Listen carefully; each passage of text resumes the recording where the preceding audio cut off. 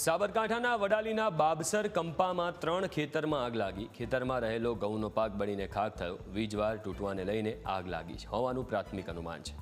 20 વીઘા કરતાં વધુ જમીનમાં આગ લાગતા ખેડૂતોને લાખોનું નુકસાન થયું છે। 20 વીઘા કરતાં વધુ જમીનમાં આગ લાગતા ખેડૂતોને લાખોનું નુકસાન થયું।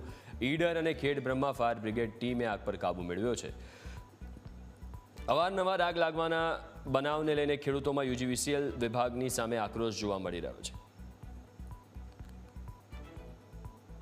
તો વીજવાર તૂટવાને લઈને આગ લાગી હોવાનું પ્રાથમિક અનુમાન છે અને અવારનવાર આ ઘટના સર્જાતી હોય છે। તમે તસવીરોમાં પણ જોઈ શકો છો, જે મહામૂલો પાક છે ખેડૂતનો એ આખો આગના કારણે બરબાદ થઈ ગયો છે અને એક વીજવાર પણ ત્યાં લટકેલો દેખાઈ રહ્યો છે। એટલે પ્રાથમિક અનુમાન એવું છે કે વીજવારના કારણે આગ લાગી છે, જેના કારણે યુજીવીસીએલ સામે જે છે આક્રોશ લોકો વ્યક્ત કરી રહ્યા છે।